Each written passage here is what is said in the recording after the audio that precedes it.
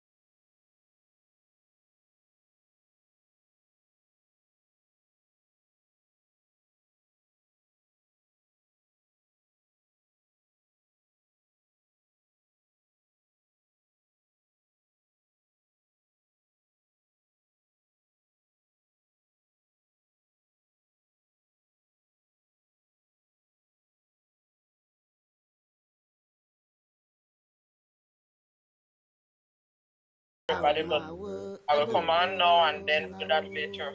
Okay then. Okay. All right. All right. Diago mama no. Aye, aye. Olo babo goya no go de le da nebu mo. Dongo wa ya de na. Hama ola ya.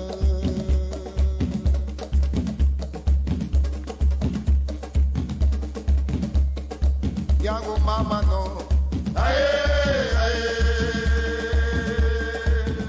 Olo babo goya no go de le da nebu mo. Dongo wa ya de na. Hama ola ya. Onege pai menyo piga pere wawa. Kada gari na go. So say pai menyo piga pere wawa. Kada gari na go. Olo bagari na go mama. Ya pai yo mama ya ida bo. Olo bagari na go nito. Ya pai yo mama ya ida bo. Hey. Rhythm.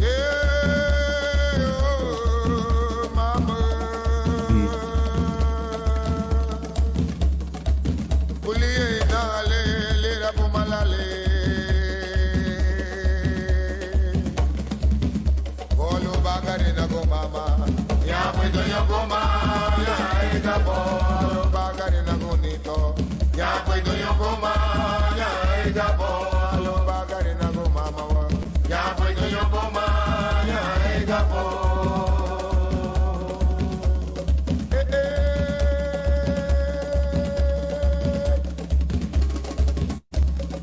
Banile puta, banile higibai, banile nito, banile higibai, banile nito, banile higibai, banile nito, banile higibai, banile aya, banile higibai, banile nito, banile higibai, banile aya, banile higibai, banile nito, banile higibai, banile aya.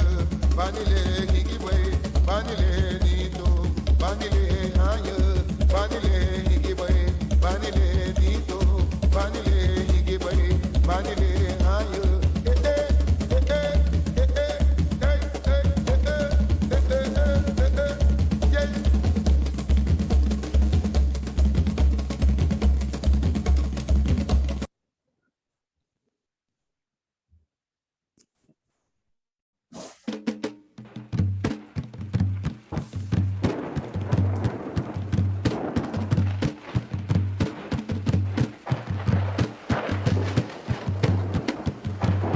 Sarawak, Garinagu, Sarawak, Sarawak, Garinagu, Sarawak, Sarawama, Garinagu, Sarawama, Sarawama, Garinagu, Sarawama. Millennium 2000 is upon us. Still we sit around with a fuss. Arise, indigenous people. Sarawama, Garinagu, Sarawama, Sarawama, Lida, Yewenedu, Sarawama, Garinagu, Sarawama, Chilu, Hada, Nidumeyo. The time is now, Garinagu, Sarawama, Garinagu, Sarawama. Wake up, Garinagu, Sarawama, Sarawama.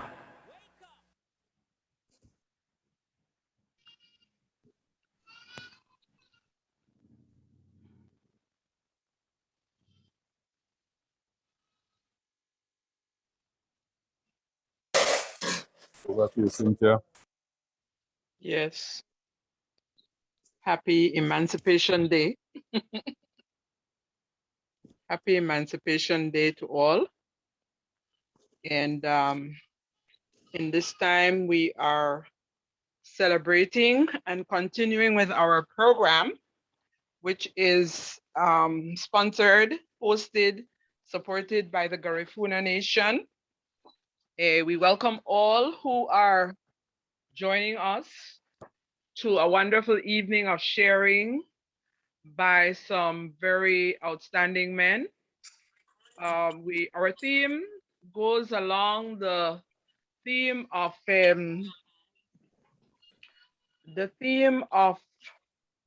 recognizing the challenges, the healing, the journey that our people went through.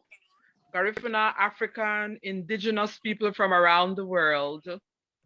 The trauma, the changing of the story, telling the story differently is my co-host on, Kaina.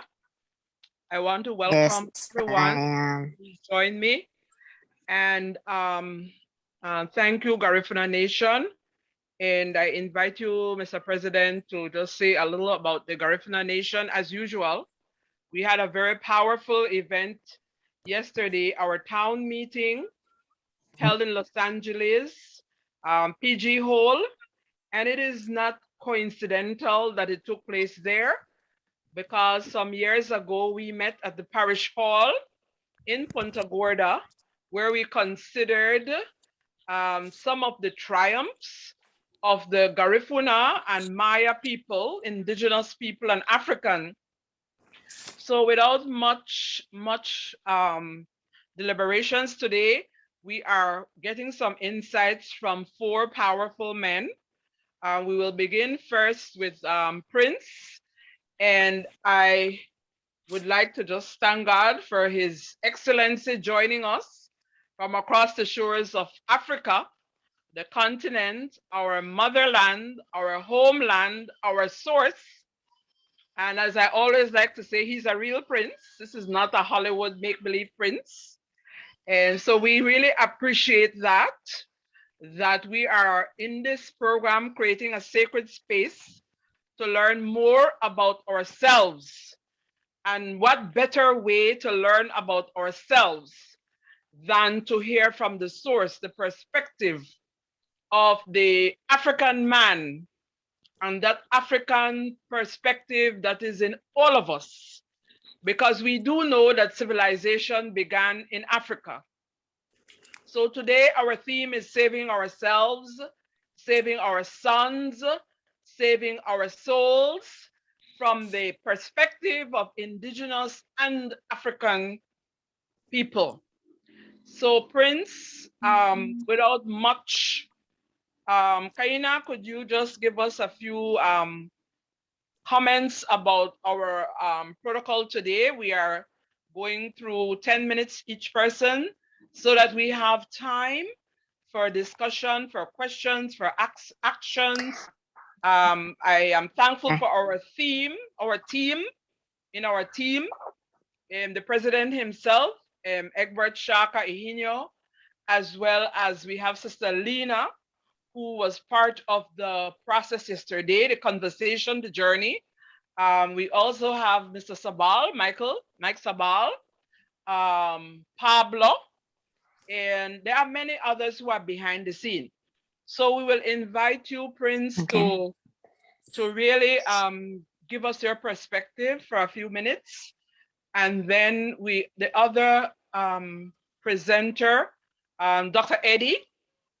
Dr. Eddie is from South Africa, and he will also share some of his insights and perspectives.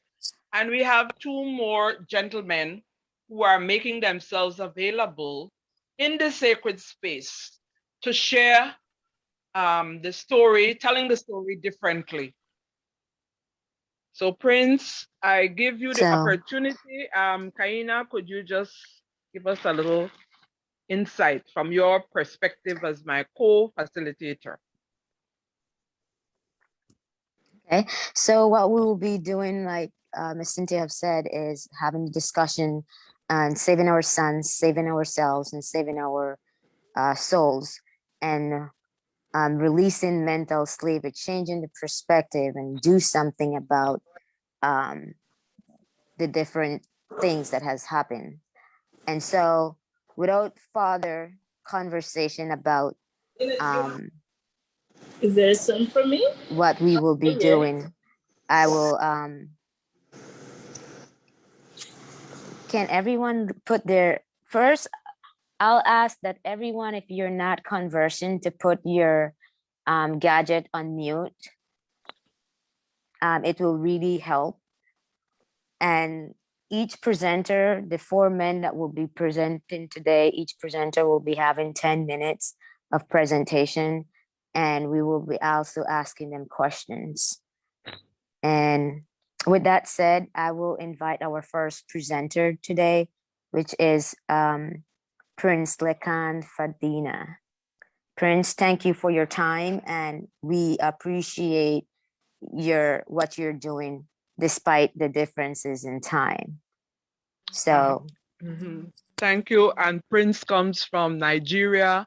Prince has been in our program before, and we want to acknowledge the presence of our ancestors, because yesterday, that's the message that we received.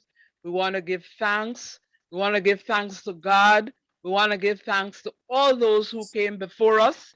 And I want to be obedient in giving thanks in terms of the protocol that we have been guided to establish when we are in our sacred space. So I want to ask each one, as the Prince gets ready to share with us, to think of all those who have come before you and give thanks for them. Your mother, your father, your grandmother, your grandfather, your aunts, your uncles, and we go way, way, way, way back hundreds of years on this day, on this Emancipation Day. Yesterday, we were guided by the very presence of the spirit of our ancestors. And in doing this guidance, we acknowledge and we want to affirm the African and the Native American indigenous way. So thank you, Prince, for being who you are, your eminence in this sacred space from Africa, our source, our strength, our way of beating.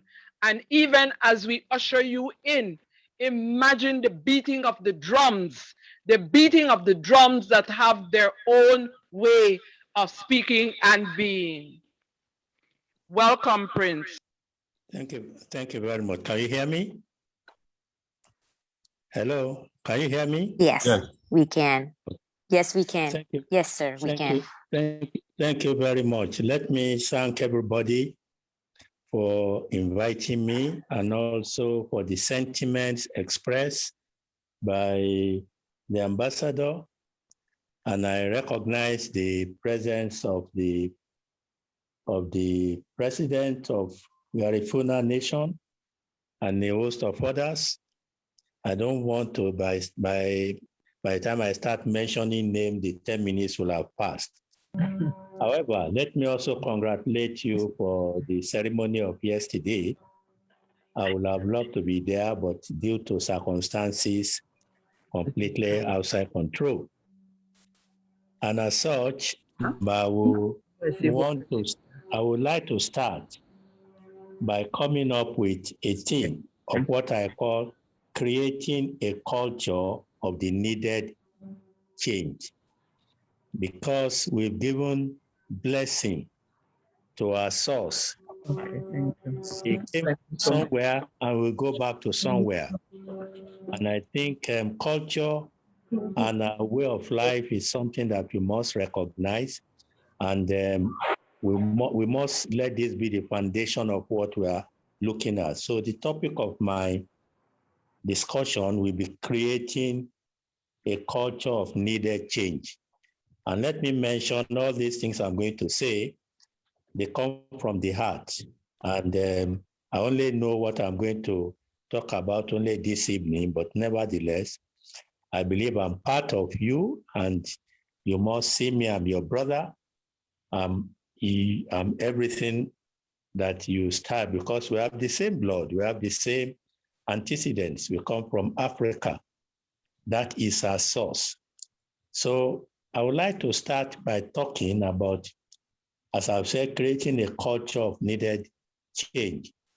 And in looking at this, we also need to address what I call the need for change of mindset, the need for releasing our mental slavery, as you mentioned in the topic which you are giving. We look at healing, we look at leadership, we look at entrepreneurship. I'm going to sum this up with these words: learning, development, and knowledge.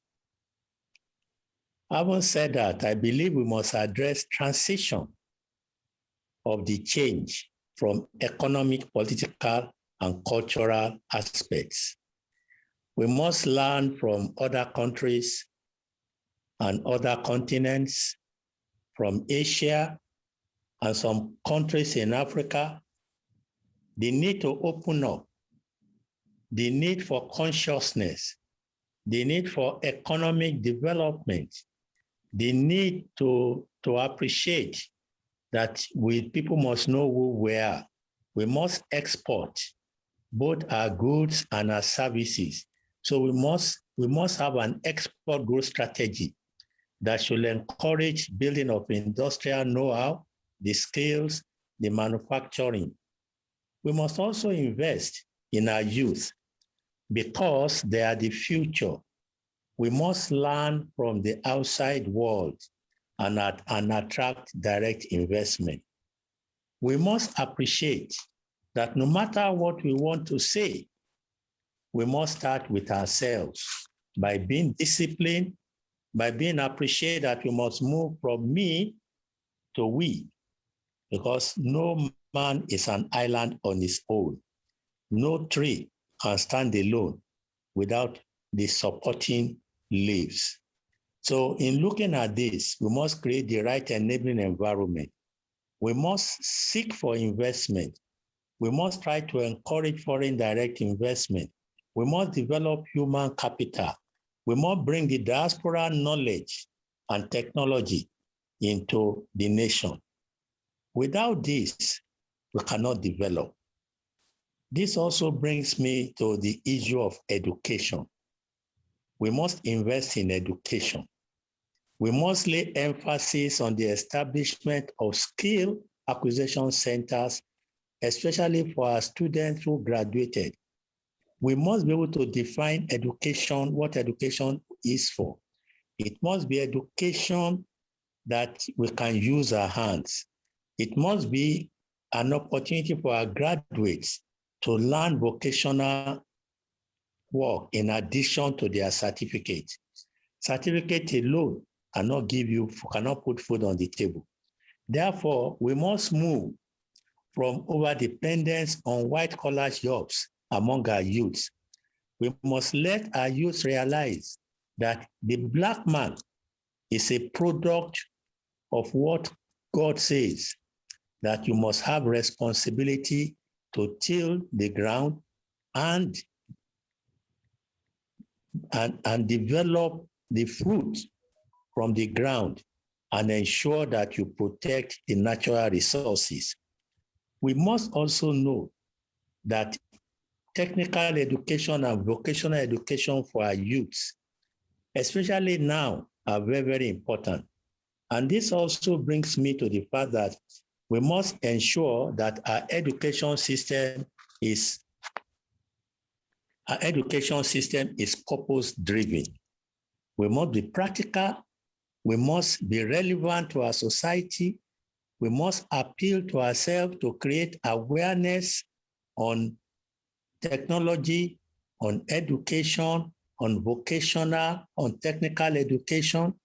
We must seek for funds. International organizations and different foundations are available, but they can only assist if we lift ourselves up. This is the challenge we have. If you want somebody to help you with your load, you must first of all bend down and let them lift the load for you. There is other aspect which I believe that we must do in addressing job creation, in addressing poverty reduction, in enhancing sustainable livelihood for our people. And that is, we must prevent hunger. The Garifuna nation people needs to invest in agriculture and technology. This will boost agricultural rates in order to avert hunger, in order to have a sustainable living. Food first concept should be something that we should address. We must also address the threat of climate change, because this will affect what we call loss and damage in our agriculture. It will affect the production, it will affect the distribution, it will affect the quality of the product that we have. These are things that I believe that we need to look at. And before I conclude, I would like to emphasize that our youths are very, very important. And as such, we must gain insight into the youth development. We must also facilitate trading. As a nation, we must develop advocacy skills. We must tell our stories in the ways to be told.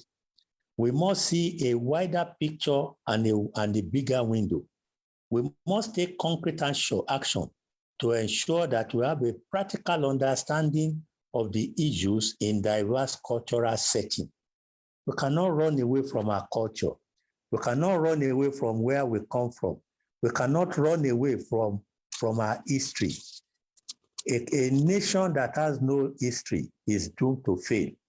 And Garifuna nation has history, and you must protect that history. You must ensure that you have an opportunity that people can be part of it. They need to buy into your vision. They need to realize that you have a core value. Let people see it, that there is an ethical value in what you are doing. As part of what you are doing, there is a need to build leadership skills. We must see both academic and learning programs. We must look at our soft skill. We must endeavor to have something like a finishing school where we groom our young people to get ready for the future. We must build teams. There must be confidence building. We must be able to encourage public speaking. We must be able to understand our emotional intelligence. We must be able to understand what goes on in the world. You must create a global standard. We must develop business ethics. Let people know that our word is our bond. You must have customer relationship. We must be able to develop our personality, our poise. We must build trust. Integrity is key. Credibility is something that people should say about us. People should trust us. We must be loyal. We must be loyal to what we believe in, to our nation, to our friends, to ourselves. We must also develop our literary activities, literary cafe, develop book reading, especially among our youth, develop skill enhancement. We must also look at build network. There must be social responsibility, public policy. We must ensure that at the end of the day, people can relate, people want to be part of what we are doing. We must also, in my view, develop business. We must develop an entrepreneurial programs that people can see they must have a business idea. There must be an opportunity to develop their talents. They must turn challenges into opportunities. There's a need to market investment opportunities in the Garifuna nation. There must be an opportunity to spread the word, to be able to let people know that this is an area that, given every opportunity that is required, it can be the best of the best. Part of it also is that you must develop community relationship. Above all, I think I must emphasize that the issue of learning is key, because learning is capacity building, learning is training. We must also identify development. Development goes beyond sustainable development. The 17 Sustainable Development Goals is not only development. Our people must be able to have good healthy, good living, good society, good environment. We must be able to be clean. People must be able to see goodness in our environment. And there is a saying that show me where you are. Show me your friends, I will tell you who you are. Show me your environment. Show me your people. I can relate to them. So I think it's important that in all this, we must also appreciate that in everything we do, morality, social and motivational climate, and also fellowship are key process that we must have. Finally, without wasting too much time, I would like to suggest that there is a need for us to have a shared value. There is a need for us to align our activities to that shared values. There is a need for us to appreciate our leaders. There is a need for us to let followers, to let leaders know that they are servants of the people. And the followers should also appreciate the fact they are supposed to lead them and to provide the leadership. Please don't depend too much on leaders. Don't expect they are like you.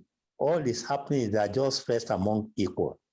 And in the process, we must also search for opportunities. We must seize the initiative and the necessary connection to be able to build up our personality, our skill, our reaching out to friends, our reaching out to society. we must also appreciate the fact that in anything we do, there is a risk. And as such, we must be able to manage the risk. We must be able to accept failure. Failure is not the end. Failure is only a lesson for us to do better. And finally, I would like to state that in enabling others to act, we must create that climate of trust.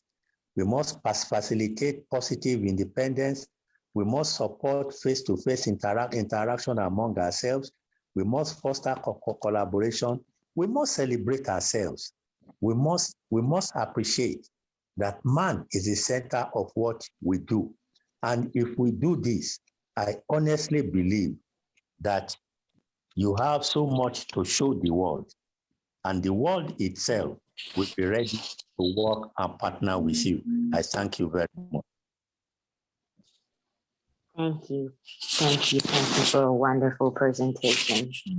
And if anyone have any questions that are to Prince Likan, you can go forth and ask your question. Do we have Brother Pablo on, Kaina? I'm not seeing, just checking if Brother Pablo is Yes, with. I'm currently. Okay, thank you, Brother Yes, Pablo. I'm currently here. Yes, I see his hands up. Do you have a question, Pablo? Well, yeah, so actually I want to acknowledge the persons that are with us on this Zoom call. We have Greg Dominguez, we have Aquila Jaramoji, Crab, we have Brother Lawrence, and we have persons from Same Bite, Kerwin Ramirez, and Anita Barrett are viewing us online now via our Facebook fan page. So thank you everyone for joining us in this very crucial discussion. Thank you very much, Brother Pablo. King, Prince, under this theme of Emancipation Day we celebrate. And thank you, Prince, for carrying us through what is our rites of passage. This is one of the strengths that Africa is intentional about, and that which we want to reclaim is that authenticity, the ancient ways, the ancestry of being authentic in our journey in the rites of passage from in the womb to the tomb. So thank you, and I'm sure that Sister Kaina will have some questions. Some of the questions that we had from before is that what were the ways that are genuine to us originally that we need to recapture, because our belief in the Garifuna Nation is that nothing has been lost. We are reclaiming because it is in the blood, it is in the veins, it is in our spirit. And the beauty and power of Garifuna is that we have the two streams running through our veins, the indigenous and the African. So we will come back to you, Prince. Thank you. Please do not go to sleep yet. We do know the time difference is challenging, and we appreciate that in the significance of your office, that you are humble, you are very humble in taking this time and sharing with us, and we do not take that lightly. Is Brother Eddie there, Sister Kaina? I'm thinking. I'll just ask him a question before we go to the next presenter, just in case. I'm just bringing into consideration those people who are very far away in terms of time difference. So while the questions are useful, I want us to present that. Ambassador, please, sorry, let anybody ask their questions. Okay, wonderful. I shall be here. Okay, good. I was just considering you. Nobody should feel guilty. It's a responsibility I have to take. Thank you so much. Leadership is service. Thank you. And there's nothing too much to give to brotherhood. The brotherhood of man is something that I believe in. And please let anybody who wants to ask the questions, ask the questions. They should feel free. If there are things that they feel needs to be tidied up, please let me know. All I've tried to do in addressing the concept of healing process is that healing process is not just accepting defeat. Healing process is not just I have failed or we are not moving forward. Healing process is to look at the motivation, to appreciate the sense and value in the past. What can we do? And that is why I emphasize on 3 points: learning, development, and knowledge. Learning is building skills, is training. Development is to the people. Unless you develop your country, we must stop our youths trying to immigrate to Europe, dying in the process. And that is where development is key.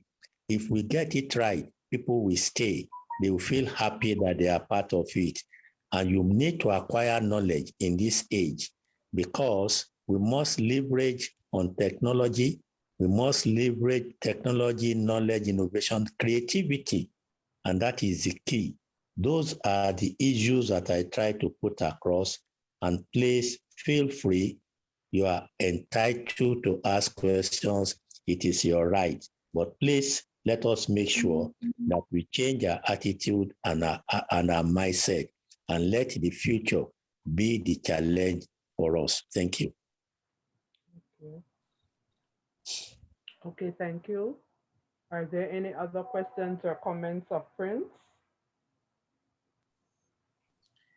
If not, Greetings. yes.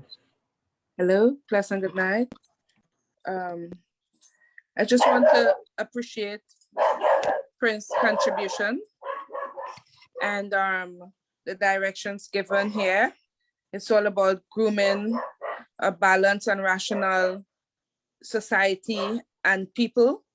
And I think this is worth sharing, you know, for a lot of communities around, not just in the Caribbean, but worldwide, because this is what we are losing, you know, that balance, especially around young people, when we fail to, you know, give directions as given just now here, you know. This is what is missing in some communities: rational thinkers, education, encouraging young people to seek, you know, to build themselves, entrepreneurship, that independence way of living, you know, creating, you know, micro enterprises and so on. And this is, you know, very, very, very important, you know, and valuable directions given. And I say thank you. Thank you so much. And I hope this recording share not just among the Garifuna peoples, but also our Maroon communities and other communities around the Caribbean. Thank you.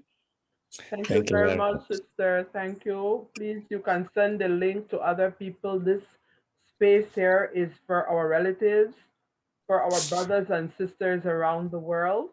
So you can feel free to extend an invitation to them. This is an open space of transparency because we are learning and we are sharing, and we learn by sharing. So thank you. Any more questions before we go to our next contributor? Just a little bit, I wanted to say that in our connection, Sister Aquila is from Dominica. Maybe, sister, you can say a little bit about yourself and what you are doing and the importance of this conversation for you and for your people and the work that you are doing. Thanks, Queen Lubafu.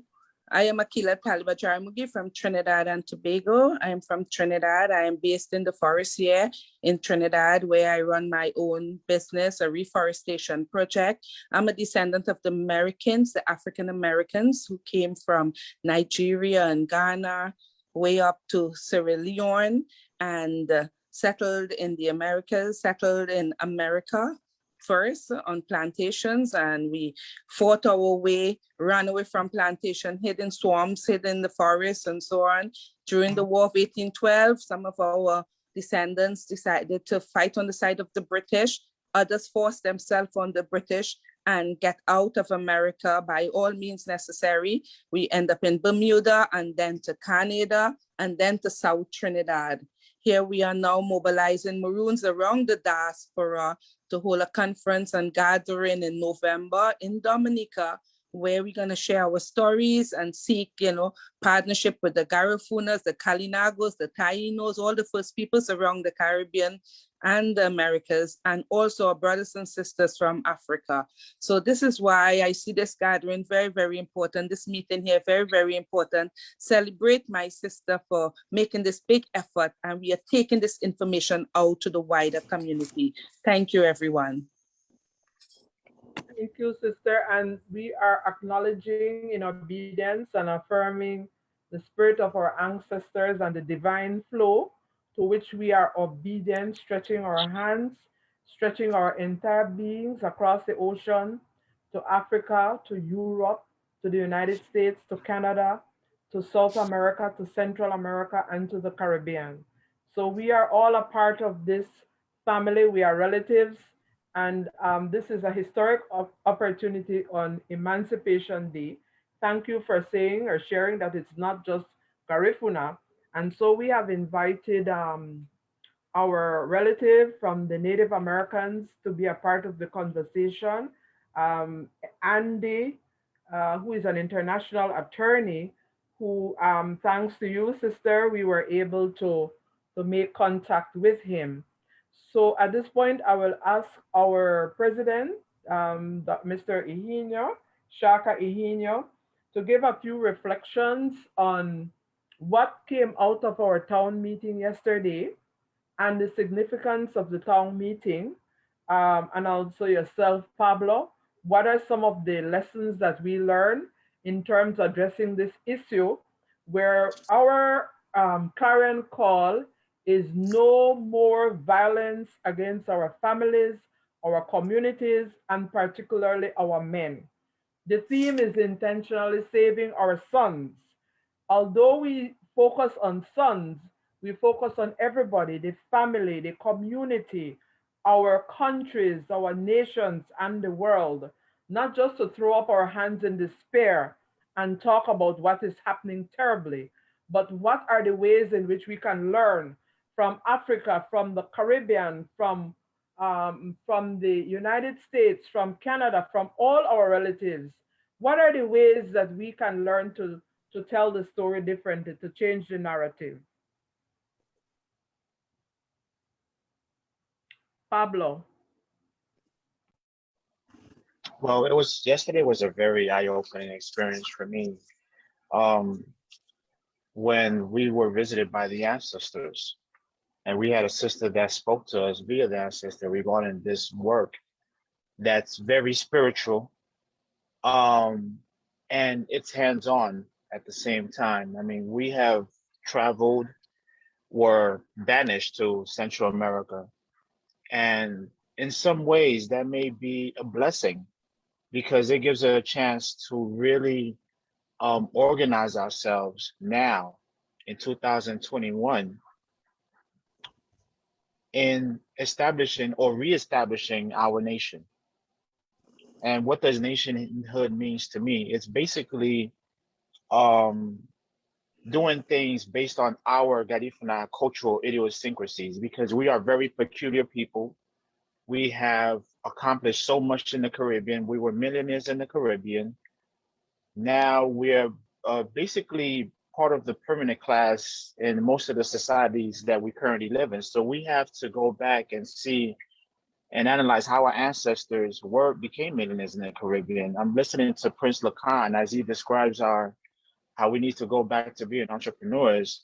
That's something that the Garifuna people were always employed within our culture. We are lifelong entrepreneurs. Somehow, in these different migrations to America, we lost that entrepreneurial spirit.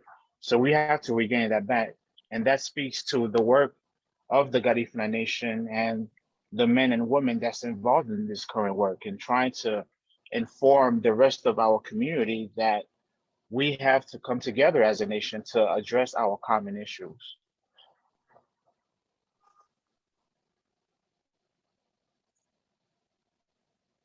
Okay, that's wonderful. Is Sister Nina there? Sister Lena, rather. She was also a part of the journey.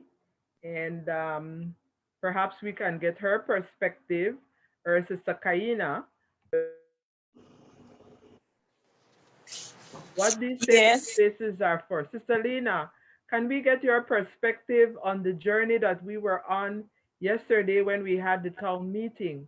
Please introduce yourself, sister, and also share with us your perspective as a leader of the Garifuna Nation in terms of our journey so far and what we have been called to do as we address this powerful theme on this Emancipation Day of saving our sons and ourselves. Thank you very much for the moment to be with you. Yesterday was really a very historic moment for our organization, meeting the people in LA and making this town hall meeting. Yet everyone in the world was invited. Therefore, it was not really local. It was international. I think we are moving in the right direction according to the experience that we had yesterday. We really had confirmation that this is the way to go. This is Excuse the me, way to sister. advance, Please, uniting our people, Sister Lena, our Sister Lena. nations under one purpose, which is oneness of the communities in the world. So in terms of protecting our sons, it's something we must do, something that we call to do now. And that includes not just the sons, but the mothers and the youth in general. It is important for us to be able to be present for them because this is our call to be on their side. Sister Cynthia and Prince Lacan, everybody who is present, thank you for teaming up with Garifuna Nation to move forward.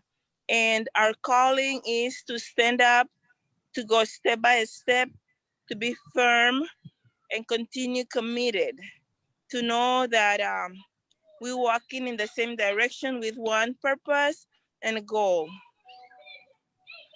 This is my participation. Sister Lena, you are such a beautiful queen and sister. Please introduce yourself and say where you are from and say a little bit about what your contribution has been so far in this movement of the Garifuna Nation, the Garifuna people.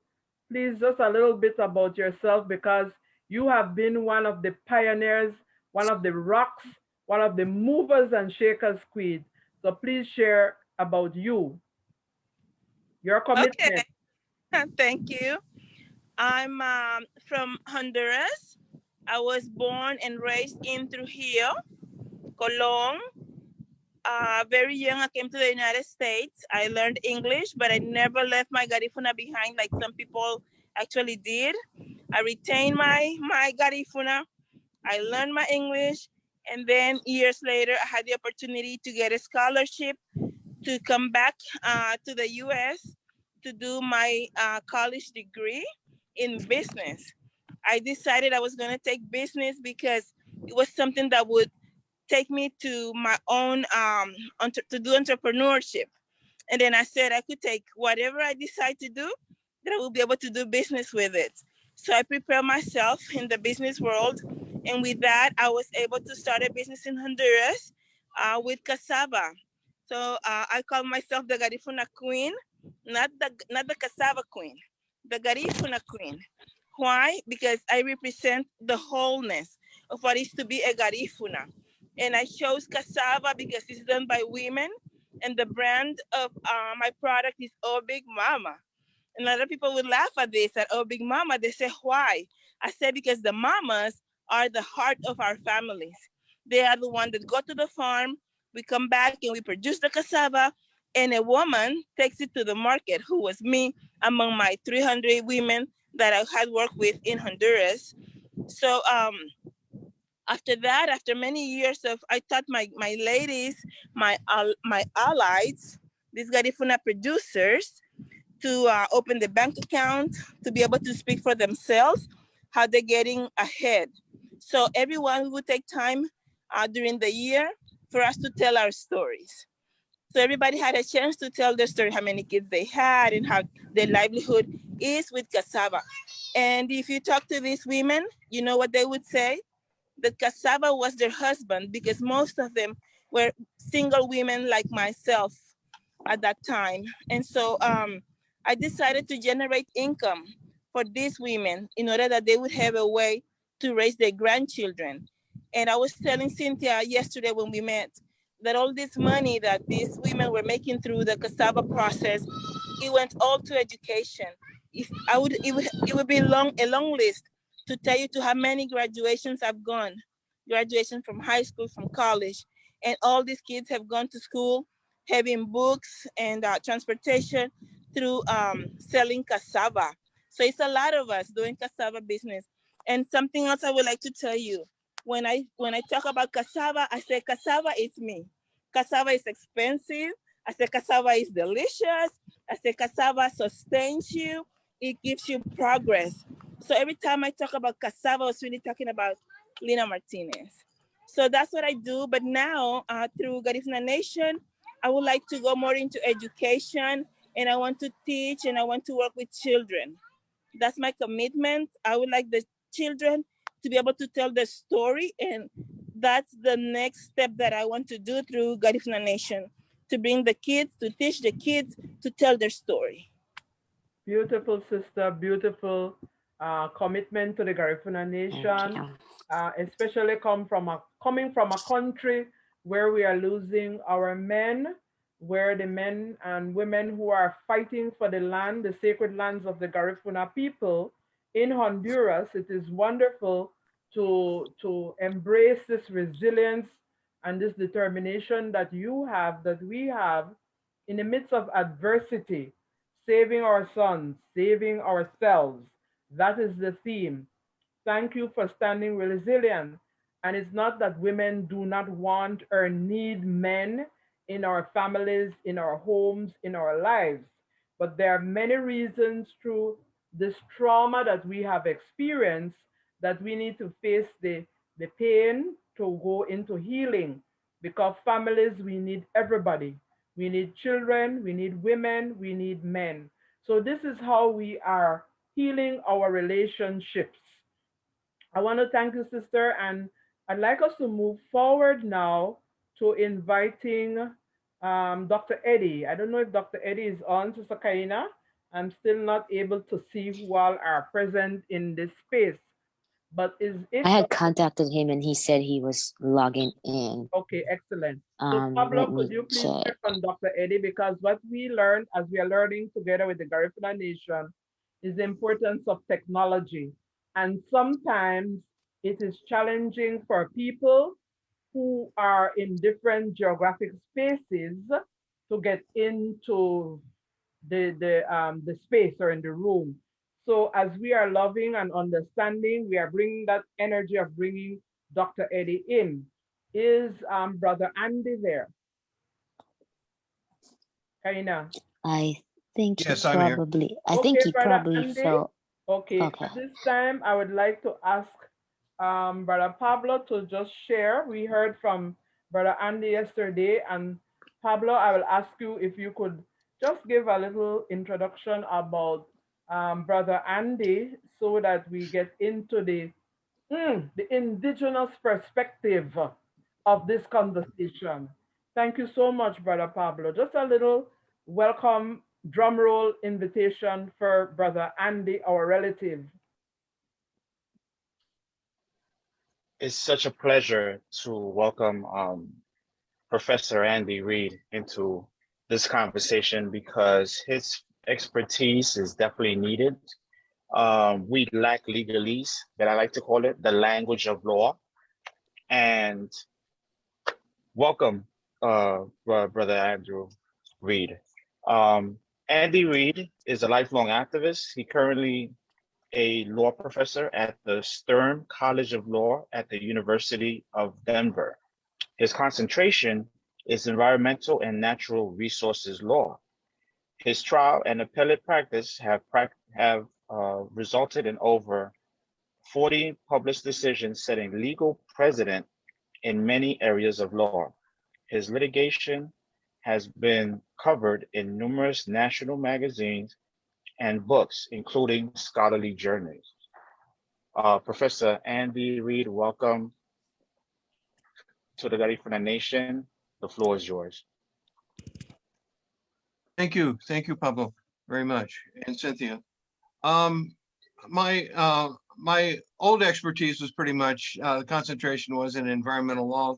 For the last 10 years, I've been focused in on the international law of indigenous peoples in human rights law. Through we have a human rights program at the law school that I'm part of. I'm a practicing attorney as well, both domestically and internationally. I represent Native people. I'm tribal attorney for a number of tribes, and both in the United States, and I work with some Native people up in Canada and elsewhere. And I've been working with the Maroon community now for a few years, so that's kind of why I'm here. I'm not Native myself, but I've been working with Native communities and representing them for over 40 years. I'm committed to their liberation. And it's that which brought me to study and to focus my studies and my expertise in the area that I practice. What I wanted to talk about, if that's all right, is this issue of is the topic healing the Indigenous and African way. And I understand the focus, and I appreciate that. Obviously, it has to be focused on the future generations, on the present youth and their children, our grandchildren. They're going to inherit a much different earth and a much different world society than what we have today, and that's a little bit what I'd like to talk about. Most of the people of color, which include both the red people and the black people and the brown people of the world, have been a result of colonial oppression by the nations of Europe, which is based on racism and white superiority and concepts of that. And what they've done is to use that concept of white superiority to essentially deprive people of color of personhood. And we know that from the fact of slavery, where people from Africa were considered under white law, under European law, as being chattel property. We know that from the native nations of the Americas, as well as of Africa now, where the indigenous peoples are treated as less than equal to that of the superior white cultures and communities of Europe, which they use as moral justification for ruling over their lives and property. And I won't go into that much because I really want to focus in on how on this problem. From my personal experience, I've been working with, for example, the Oglala Sioux tribe, the Oglala Lakota Nation in South Dakota now for 40 years. And the Oglala Sioux Reservation is one of the most impoverished, one of the poorest places in the entire United States. They have an unemployment rate of upwards of 90%, if you can imagine that, 90%. And so if you're growing up as a young person in that environment, where and their education, their books, all according to the white colonial system, they don't teach about genocide. They don't teach about the existence of the native nations, that certainly other than maybe a page or so within their 400-page history books, that native people have been subjected to within an education system that's been imposed upon them. There are a number of terms that are used to talk about this, but one of the things, there's a professor named Professor Patrick Wolf that talked about colonialism. And he said colonialism is not an event, and this would be slavery. Slavery is not an event, it is a structure. And it's an important difference. It doesn't mean that it just happens and it's a piece of history. It's an ongoing part. It's what we call systemic racism. It invades and infects, and it's like a virus, like the COVID. It infects everything. All of our institutions are infected with slavery and colonialism. Even the language that we're speaking today is a colonial language. English is not is not a native language of Africa or the Americas. Most of your names are European names, you know. They're not your native names. They're not, I mean, that's why we had Malcolm X and Muhammad X, is because it was a protest against a colonial name, a westernized name being imposed upon them. Most of the it's my understanding that most of the slaves, when they were emancipated in the United States, took on the names of their slaveholders as their last names. So Michelle Obama, for example, her maiden name would have been a slave name. And even it's even gone to the extent that when we had an African president, and we did in the United States, most people don't recognize that. Barack Obama was an African president of the he did not come up from slavery in the United States. He came from the Luo people in the colonial state of Kenya, right? The Luo nation. He's a member of that. His father was from there, and his relatives, his family, his brothers are from the Luo. His sisters are from the Luo nation, and he failed to recognize that because as he was brought up, his mind was colonized to accept his situation as a so-called black person within colonial states. He even grew up in a society in Hawaii that was minority white. You know, the white people are minorities in Hawaii. But yet it's the white people in these minority states, just like apartheid in South Africa, it's these white people in the minority states that control the dialogue. They control the language, we're speaking English, they control the term, they control the terminology, they control the discussion, they control the legal part of it, they control the laws and the rules that we play by, they control the game. And when they do that, they can dictate to you and say, you're going to play this game with only half a deck of cards, or with a hand tied behind your back. You go into the game handicapped, so there's no way for our children, for black children and brown children and red children to succeed for children of color within a white world, because all of the rules are set against them. So they're confronted with that. In the Walla Nation, 90% unemployment. They're confronted with poverty. They grow up in poverty. They grow up in alcoholism. They have one of the highest rates of alcoholism and one of the highest rates of drug abuse, and one of the highest rates of suicide among youth in the entire country of the United States. And that's a direct result. That's not their fault. That's a direct result of their living under oppression. There's a quote by Stephen Biko that I've used before and that I like a lot. And he says the most potent weapon in the hands of the oppressor is the mind of the oppressed. The most important, the most potent weapon, the strongest weapon in the hands of the oppressor is the mind of the oppressed. So the ultimate goal, obviously, of colonialism and racism is to convince the people who are victims of these oppressive, of the oppressive state to accept their oppression. It's a way of life. We even have a term for that. It's called the, I was going to write, it's called disconscious racism. Disconscious racism. That's where we have a term here in the States where they call it Uncle Tom. It's a situation where you accept your situation as given. It's the only one that you have. And so you have this internal struggle then between those who are liberated. Now the current term is woke, between those who are woke, between those who understand what critical racism is all about, and those that want to keep that language out of the discussion, that want to fuss that so that the people who are subject to the oppression do not begin to comprehend their oppression. So what you are doing right now is waking up, and you're waking in the best way to liberate, in my mind, young people from doing this for decades and watching what has happened and working with my clients. The best way is to wake people up.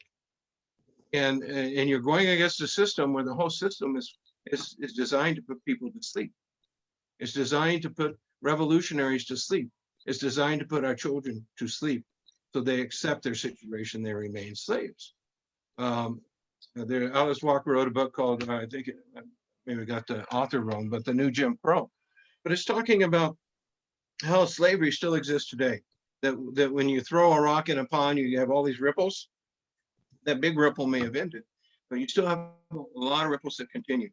And so the conditions that we have throughout the world for people of color, and that includes in Africa, even countries where that did not suffer from slavery, is they're still suffering from the economic oppression of the North. I mean, this is why we have the climate change problem we have. It was the countries of the North that created that. They're pressing all the other peoples of the world through their own economic policies of the North, because they separated themselves from Mother Earth and nature, and they destroyed it. And now we're paying the price. But it's not just white people. It's not the people of the North, the rich people. It's also the people of the other hemisphere. So one thing I have up here is a $5 bill, for example. How do we know that this is worth anything? Why is this actually worth anything? What we have a society and a world that works on everyone accepting something as true. This is just a piece of paper. It's not worth anything at all, really. The only reason why it's worth $5, and there's Abraham Lincoln on there, the only reason why it's worth $5 is because we choose to accept that. The only reason why people of color, whether they're indigenous or maroon or indigenous Africans, the only reason why they that they remain oppressed, one of the reasons, I shouldn't say it's the only reason, is that these oppressors has been successful in convincing them that there's no way out. So you have your best minds, and I've seen this a lot within the Native community, you have the very best minds advising their own communities that there is no way out, and they just have to make the best out of a bad situation. And so they work within this box, which I call the colonial box, which is known as federal Indian law here, and they have that same kind of law in most countries around the world. But it's this concept. It's a colonialism, what I call a colonialism of the mind. So in order to liberate children and to liberate ourselves from this situation, you have to reprogram the mind. It's mind control. And so part of that, and then a lot of that comes from education. I mean, that's one of the keys. I think first it starts from our own families and our own communities embracing themselves. The way that colonizers have been so effective is that they started meeting. The first thing that colonizers did, and I think this is for slavery as well, the first thing they did is they destroyed their spirituality. They tried to destroy their religion and their belief in themselves. So the whole goal is to destroy the identity. Then they destroy the language. Well, what is the language about? The language holds the culture and the history of the people. It's the richness of the people is in that language. So when they destroy a language of a people, then it's destroying their identity as well. The very fact that we're speaking English means that they've substituted a colonial identity for a native one, right? And so if you want to liberate yourself from colonialism of the mind, colonial oppression, then you preserve your native language and your native, same way with the culture, with the food that we eat and the food that we grow, with our stories, with the dances, the drumming, it's crucial, obviously, on all of this. So we preserve all of that, and that's a way to decolonize. But in decolonizing, what you do is you go from a state where the colonizer has said that you are not a person, that you have no persona. This is what Hannah Arendt called what did she call it? She called it the right to have rights. So she said that the way that you get rid of a person's right to even have rights is you get rid of their ability to be recognized as a person. And that is what the Western countries of the North did. They deprived the rights of African people to be persons through slavery, and they deprived the right of all indigenous people, not just in the Americas, but also in Africa and elsewhere, in Australia, in New Zealand, and the islands, to become people because they convinced them, or they took the position and made it law that the Western nations and Western culture was superior to that of the native peoples. And so it's a matter of reclaiming your integrity. And I liked a lot of what Prince Fedina was talking about in terms of reclaiming your integrity. And so what do we do? Where are we at? One of the exciting things to me is that the world is changing fast, and it's changing demographically, which means the way that we are as a people of the world, right? The world is no longer white. You know, white people are totally outnumbered, and it's starting to show. In within a few years alone, the United States will no longer be a white nation. It will be a nation of people of color. And so we'll start to see this change over time as African nations become liberated, and particularly as indigenous peoples start to assert their culture and their languages and so forth. They are liberating themselves from those ripples of colonialism. If you reclaim, if you preserve your African language for the indigenous people of Africa, or even if you have that language and you carried it with you to the Americas, then which some maroon communities have, I understand. And then when you preserve your native language, if you can, my understanding that the language that the Garifuna speak is very close to the Arawa indigenous language that was spoken. That's preserving that language. That's preserving that. And when you do that, you're decolonizing. You're decolonizing both your family and your community, but you're decolonizing your mind. You no longer think about a river in a Western way. You think about it in a native way, where the river, instead of becoming, or the land becoming something that you exploit, it becomes something that you protect because it's your relative and you respect. So, and we have laws now. That's it. That's the one big thing now, is that the earth is changing. It's not, in 20, 30 years, it's really not going to be a white world anymore, right? And that's one of the reasons why the white nations of Europe and the United States is fighting so hard. That's why white supremacy now is such a big deal in America, and why they're fighting back so hard, why they're trying to take the vote away from all people of color. They're scared. We have South Africa developing right now in America, right? There's an apartheid system. Same way in Palestine. That's why the Israelis are so scared. And so the indigenous people are rising. This is the second round of liberation. This is the second round of decolonization. After the Second World War was one round. We're beginning a new round of decolonization by the First Nations of the world, and then by their descendants, and as well as liberation from racism. You know, where white people did not, this concept of color did not exist until really only about 200 or 300 years ago.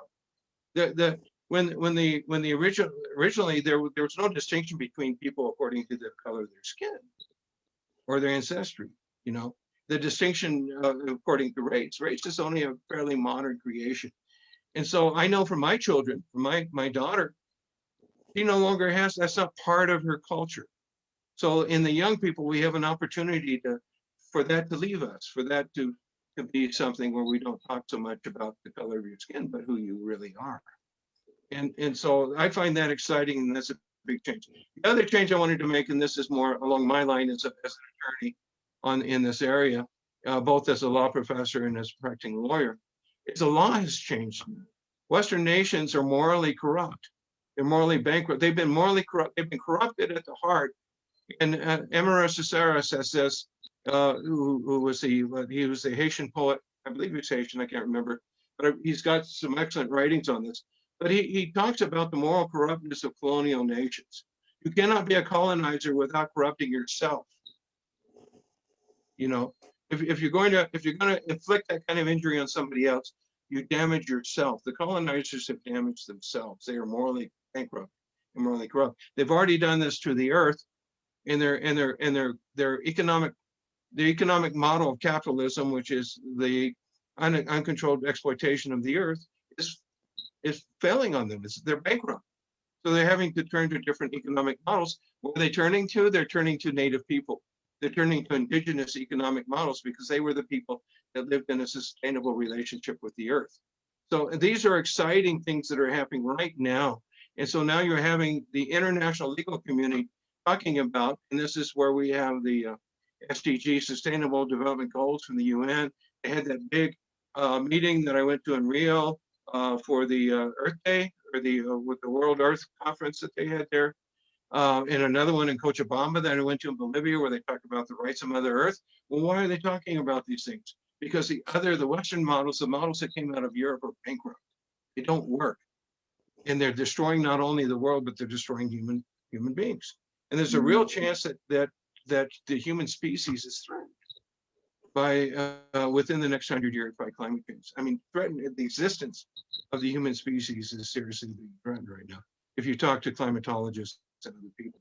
And so the Western world is starting to look for different models. And I could go on a long time about all the things that are being done within the academic community and so forth on that.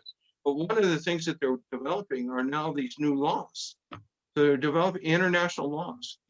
It's a global problem now, and it's starting to be recognized as a global problem. And now as people of color rise up, the nice thing about the Garifuna people and the Maroon people is that they're not just located in one small spot, but they're spreading throughout the world. And so it creates, this is the one thing that the Native people used when they went to the UN and was able to get some power. They united. It wasn't just the Lakota going, or the Onondagas, or the Navajos, or the Mohawks, or anyone, or the people up in Canada or whatever. They got together, including the Cossacks, who are white from the Ukraine, and the Roma people who are white from Europe, or the Samis, who are basically white from Sweden. They got together with the people of color, and they went to the UN as a global group, and they could not be silenced. So if you unite as a Maroon community, and you unite as a mixed Native community, right? With your brothers and sisters, with your Native and your Black brothers and sisters, with your African brothers and sisters, if you unite, then that's the real opportunity, and that's the excitement. And I see that happening. It's already happened for the Native people, and it can happen now. And as that happens, the laws are changing. And because the Western nations are morally bankrupt, by the way, in the UN now they're outnumbered by nations of color. So you no longer have the UN controlled by the nations of Europe. They're controlled by nations of color because there's more of them. And each nation gets a vote. So there's an opportunity now to make some real changes on how we go forward into the 21st century in dealing with all of these problems that were created by the nations of Europe starting 400 or 500 years ago. So as a lawyer, I look at this, it's kind of like a perfect storm. Things are happening. It's a big time. It's a good time to organize and get excited. And we can do that through our youth because we do it through education. And I'll shut up. I have one more thing I wanted to say in regards to our youth and education. I talk a lot about restorative justice and reparations. If you read the UN guidelines on restorative justice and things, they talk about these rights that are there. Some of the main rights, the first one of the big ones is the right to the truth. Can you imagine? And I'm not talking about you because you know what the truth is. I'm talking about the oppressor, the white people, the people from Europe who are doing this. They're the ones that need to get educated as much as anybody. And so if we correct the textbooks to tell the truth about what the nations of Europe have done to the world, right? That the US Capitol building was built by slaves. Think about that. The US Capitol building was built by slaves. And on top of the Capitol building is a person that is a statue, is a Liberty, right? Lady Liberty. That was supposed to be an emancipated slave.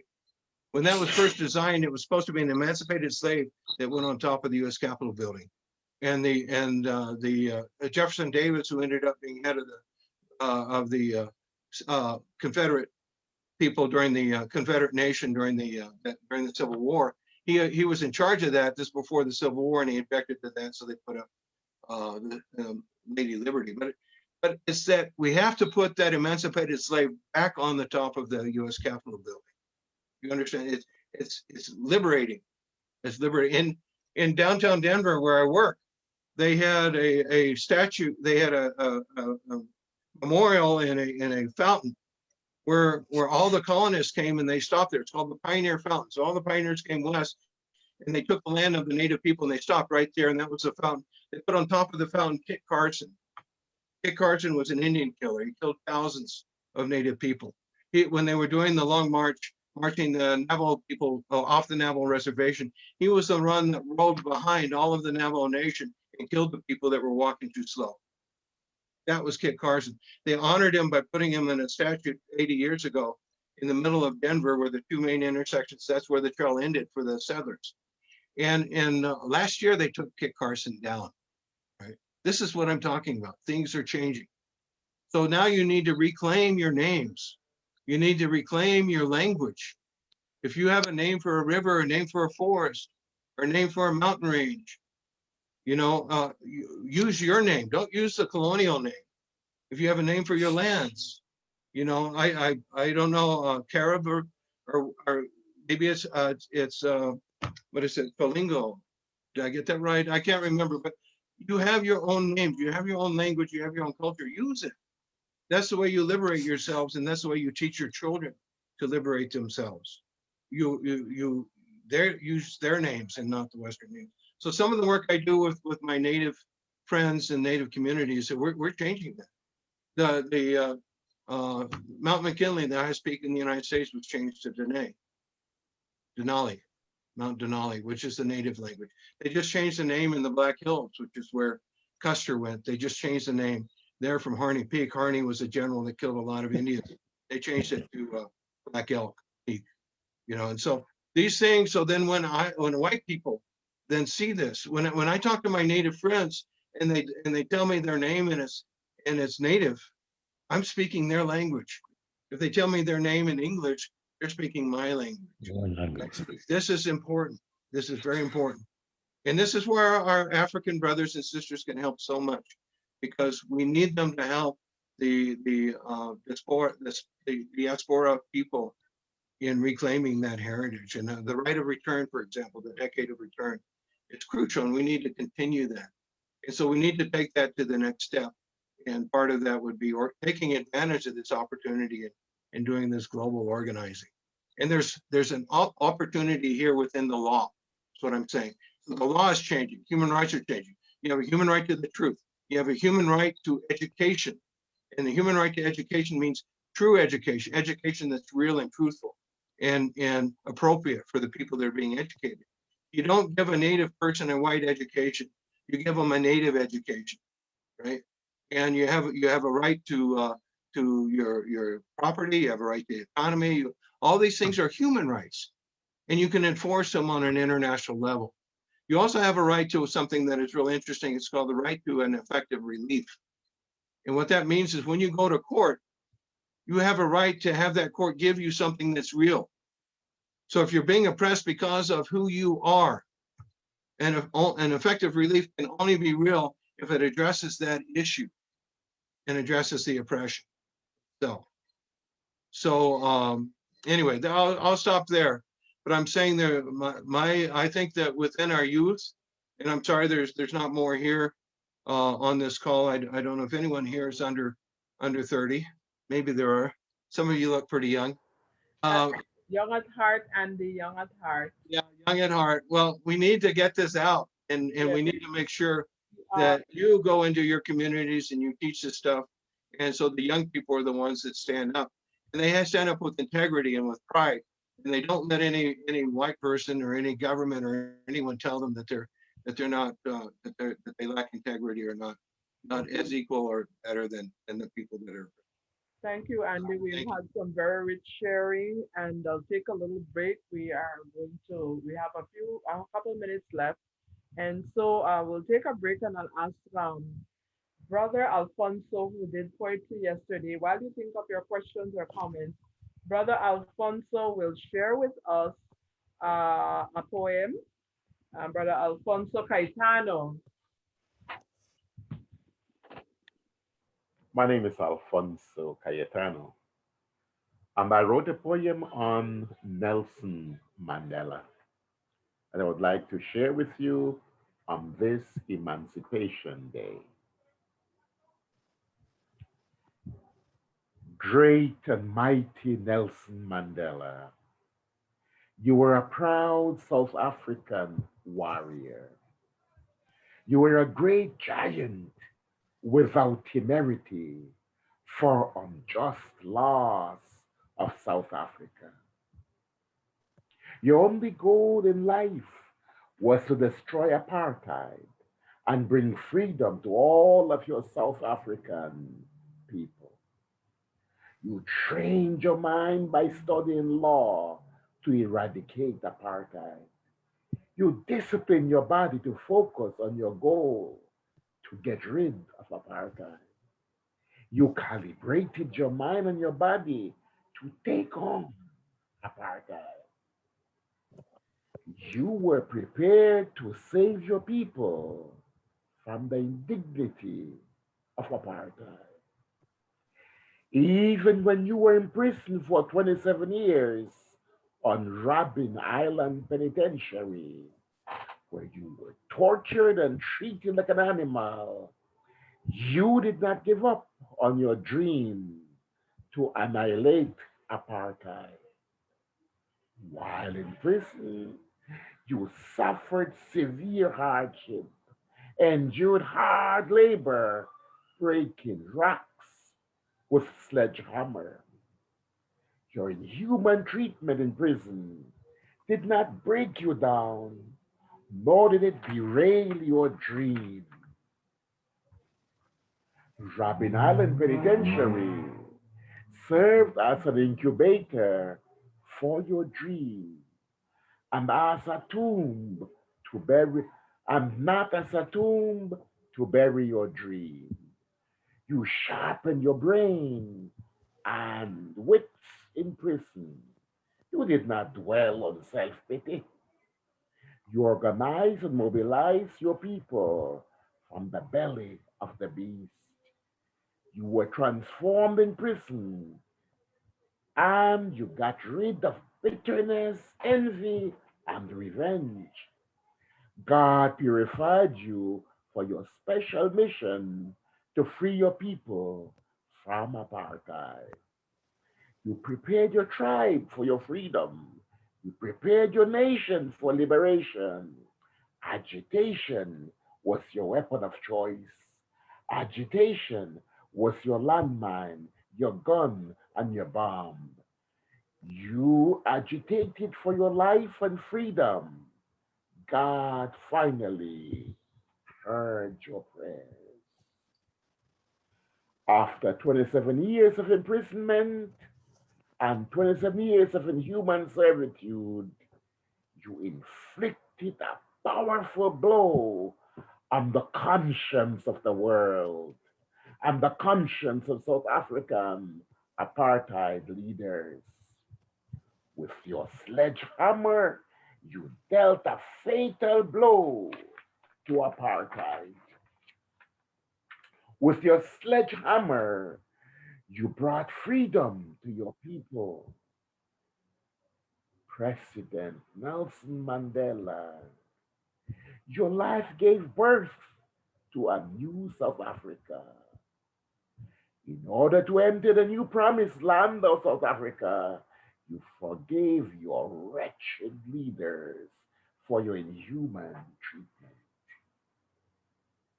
President Nelson Mandela, you are our hero.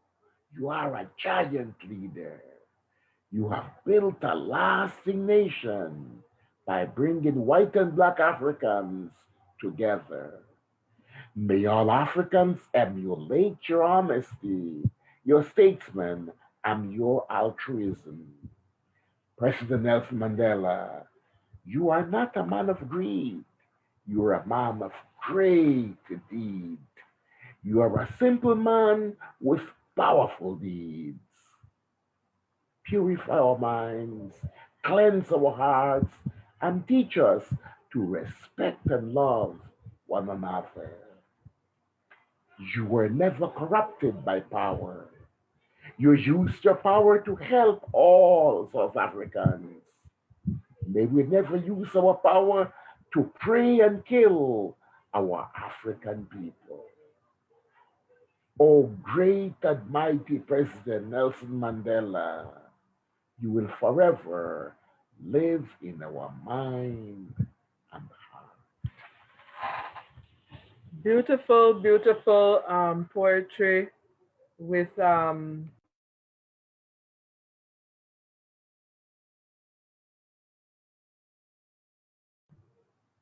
beautiful poetry with our brother Alfonso Caetano.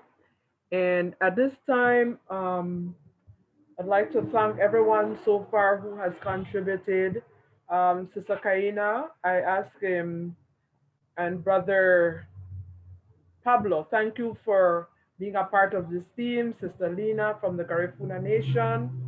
Brother Andy, your sharing is just exceptional. And we received your call the clarion call for us to unify with people from all nations, from all over the world. And Harriet Tubman showed us that. I'm going to ask his brother Eddie there, Sister Kaida.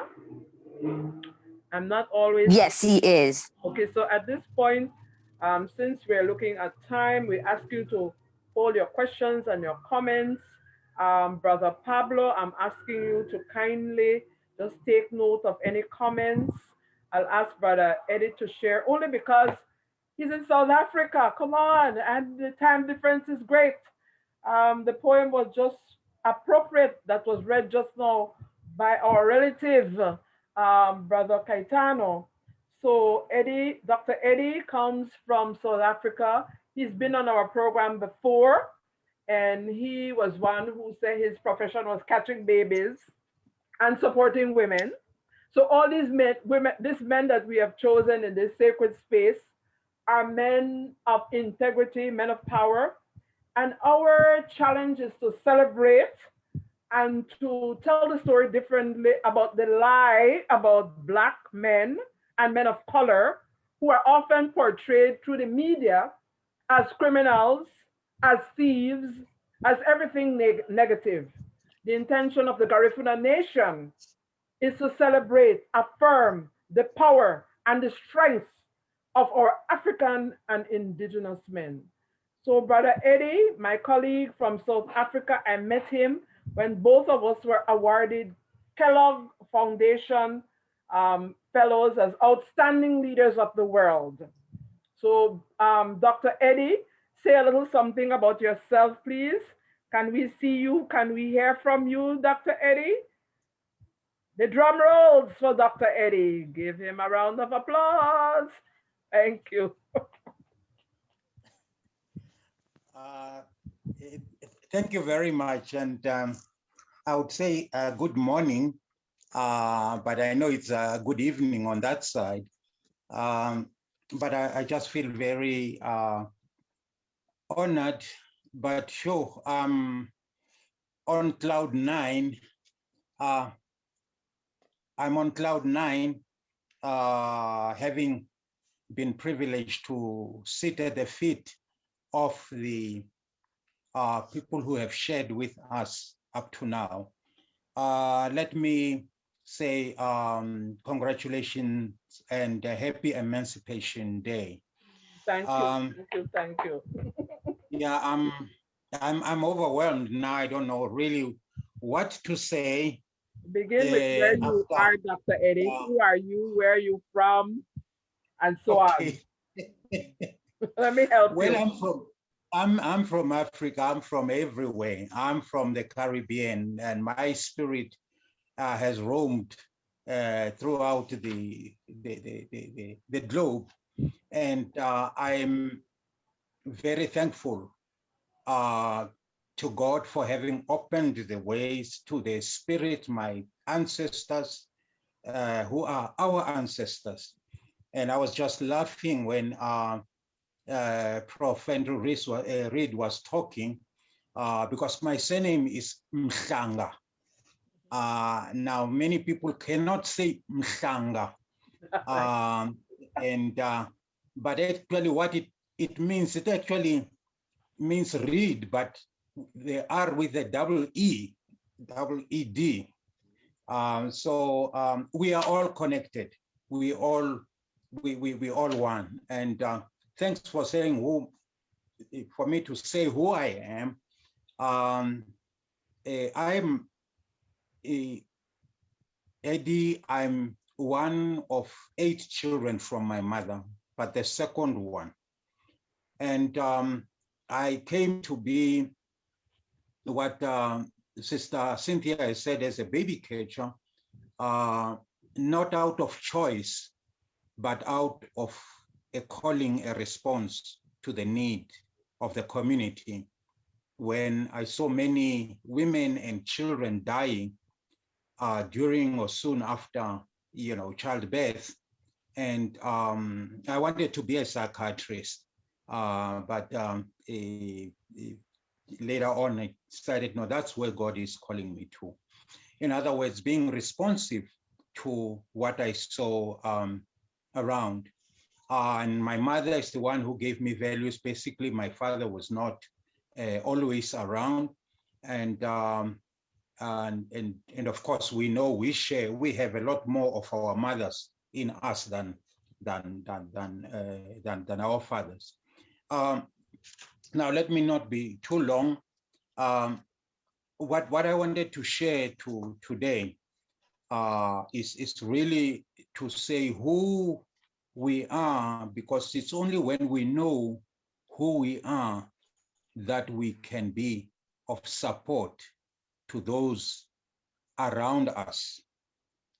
We can take strength from those who went before us, and then we can pass on what we got. I thanks very much, Prince, for sharing with us what the strengths that they are in us.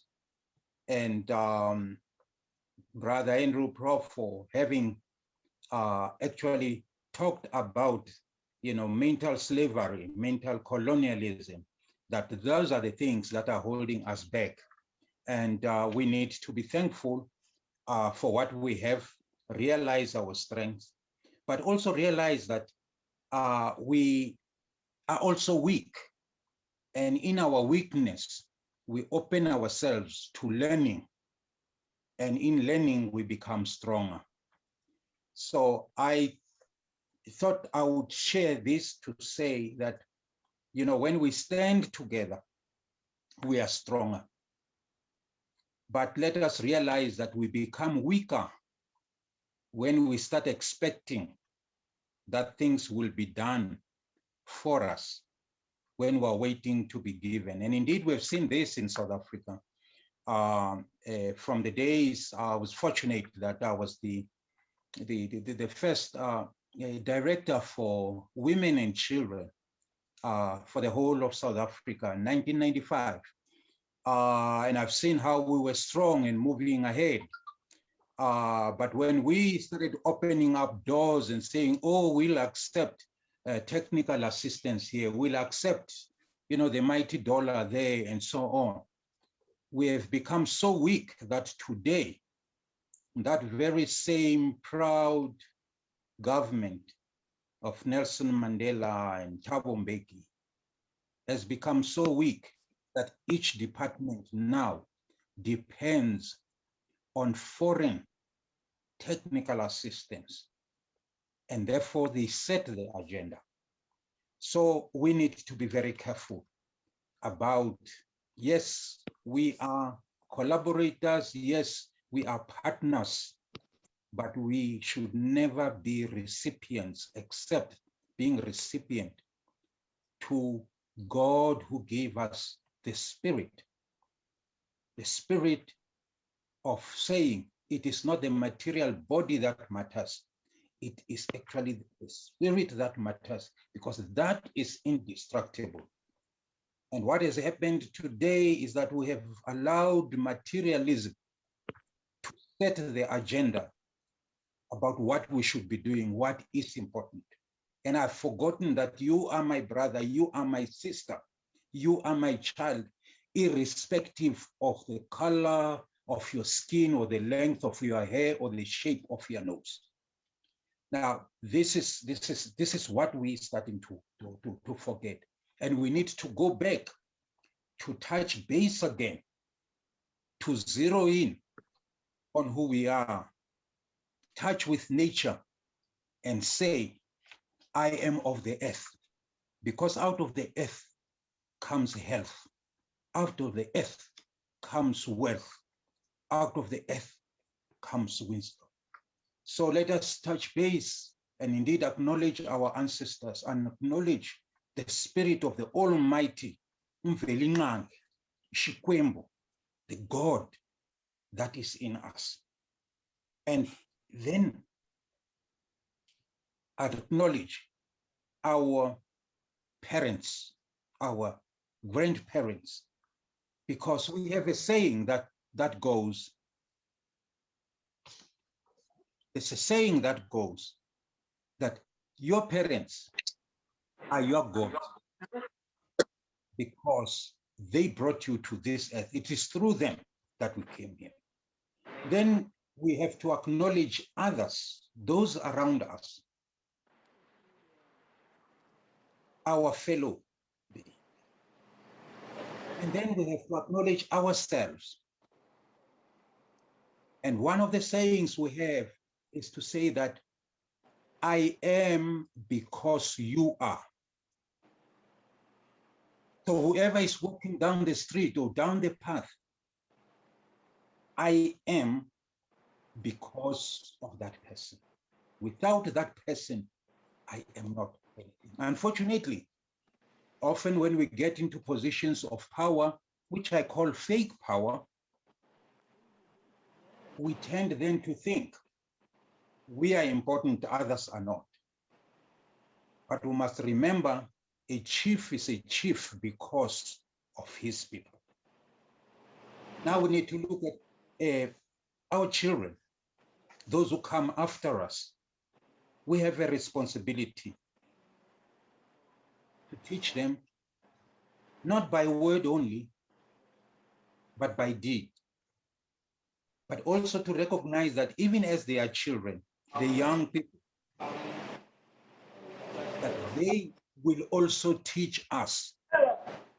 We have a saying which goes, the white head, I'm sure my head is quite visible, it's getting white, but the white head is taught by the black head. That is in my mother's language. So we see wisdom in all around us. And by remaining humble, we start learning. But above all, to realize that we are here only for a time. But we have to be in touch with nature and to be in touch with God, with our spirituality. We are more than just physical. As men, and men meaning the male figure, we often are arrogant. But it is only when we are humble that we become strong. So I just want to then say a few things here, just for ease of remembering as we live with our young people, live with our older people, the Africanness, A, to our ancestry, F, for being friendly, but also being firm, R, for being reliable, I stands for integrity. We should be living lives of integrity. C, the connectedness. Hi there. You are me, and I am you. And then N is to be nurturing. And then the next N, because we're connected to nature, we must never lose that. I forgot.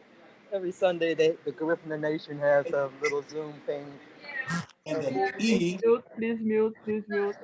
Mute. E We're talking is about for healing the indigenous excellence, land. but having the energy. And then the last double S, it's sensitivity, being sensitive to others, but also providing security, but above all, the spirituality that comes in. We are here not for ourselves, but for others. And I live not by myself, but for others. And I like Bob Marley's song, which says, you live for yourself, you live in vain. But you live for others, you live again. Thank you very much.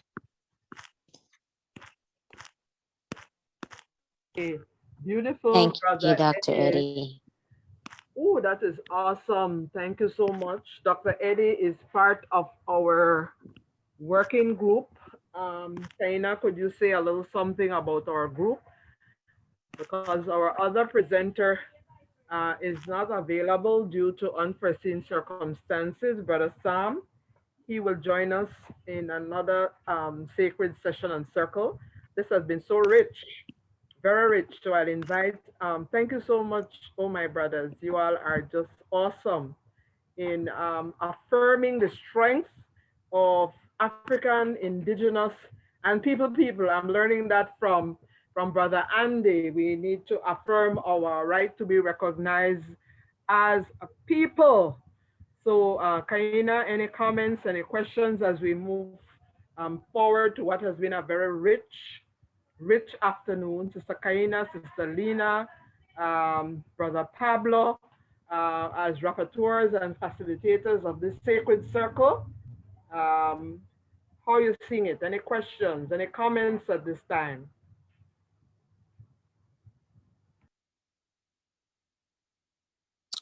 Yes. This question is for any or all presenter. This has been a rich conversation. Oh my gosh, like it's so rich that it's so much. My head is so filled that I really have to put myself together and dissect everything that I hear to fill myself with it, personally speaking. You are too sweet, But one of Kaina. the You are things too that I thought of, If you one of the had things been that with I us thought of yesterday, as Kaina, if I, you had been at the talk meeting yesterday, you would have been more than overwhelmed because the spirits of the ancestors presence themselves and commanded and demanded that we affirm and get ourselves together. They spoke in powerful terms that they have been waiting for us to do this and to open our mouths, to stretch our hands to Africa, South America, the Caribbean, and the entire globe. Go ahead, Sister Kaina. yes. So one of the things that came to mind is how easy it is to live and stay in a subconscious mind, and which the mental slavery exists and Wow. feeds. So with that, and it just grinds us. So with that said, my question is, what would you say to someone, because it's so easy to live there, because sometimes you're not conscious, it just it just is. And to be able to recognize that subconscious and give a voice to yourself beyond that subconscious and become conscious, you have to do something. So given, as I listen to you, I've seen, or I'm hearing that you have gone beyond that subconscious mind in ruling you. What would you say to anyone, a young person, an old person, because it happens to everyone?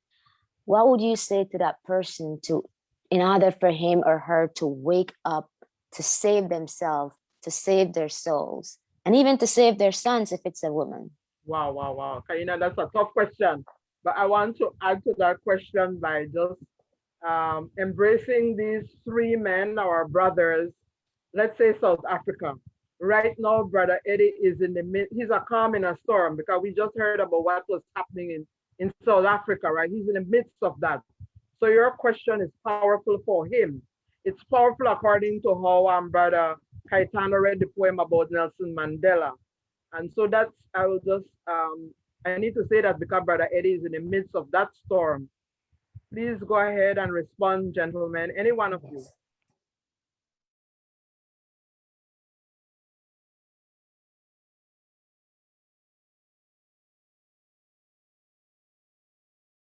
Okay, Brother Eddie, I'll put you on the spot. You are in South Africa in the midst of the storm right now. In this time, some of your relatives have transitioned either through health or other causes. I mean, we ask the question in another way. And let me put it like how we say in Belize, broke it into small change. What keeps you sane, Brother Eddie? Yes. Sure. I don't know. I think You're honest. thanks for the question. I think I think one of the things to awaken consciousness is to know where you come from. And I think when one is sure where one comes from, what the reason of your living is, you then start saying, this is not the end of my journey.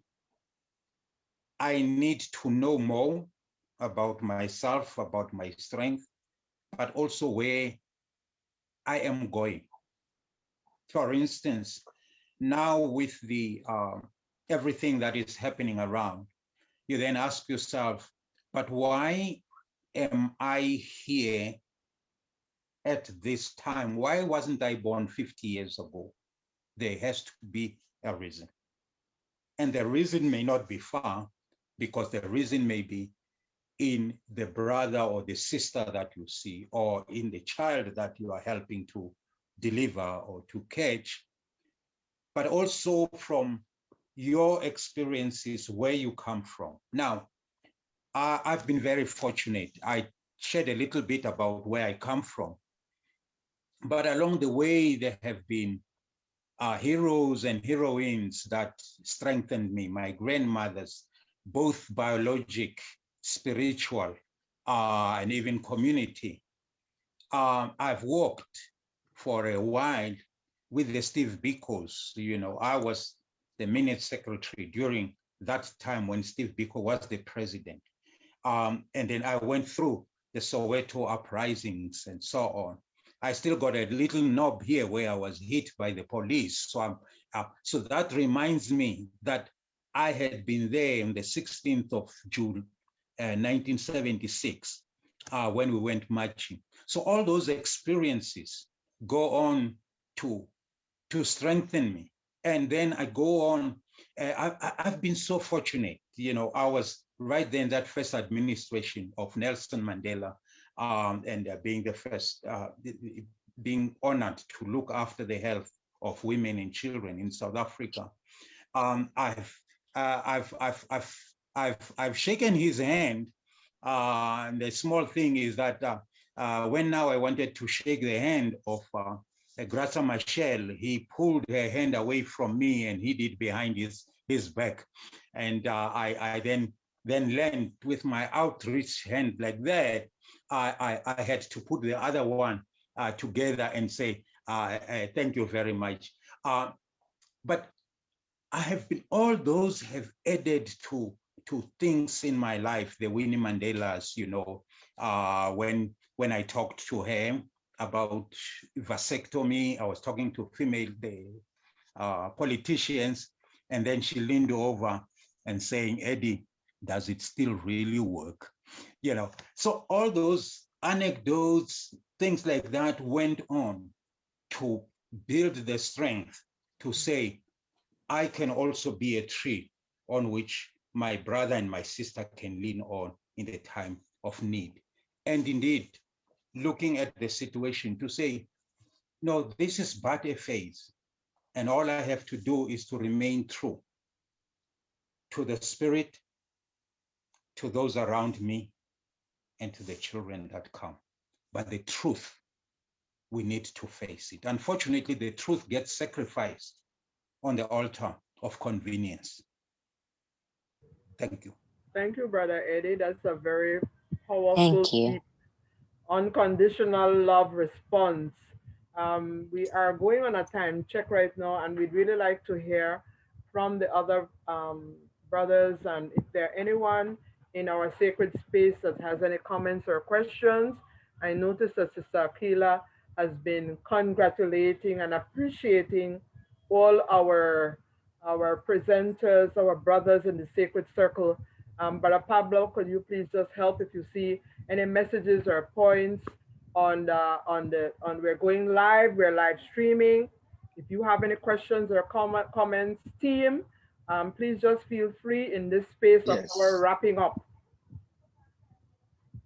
Thank you so much, Cynthia. I do want to acknowledge the persons that have shared this stream. from their Facebook profiles. Big West Guerrero Williams, Montgomery Cupid from Uruming. We have James Lavelle, and we have brother Kurt Cavalier Sterling from Uruming as well. So our brothers and sisters from Uruming and America are with us. Brother Pablo, could you please explain to those who are new to this space what Urume means for the Garifuna Nation, please? Uruming is our homeland. It's a very strong spiritual connection that we have, in which I've been hearing of Uruming since I was born, being in Honduras. So that's our the Garifuna Nation's homeland. We were banished from Uruming back on March 11th, 1796, and we arrived to Punta Gorda Roatan from Uruming in April 12th, 1797. So that's part of this discussion that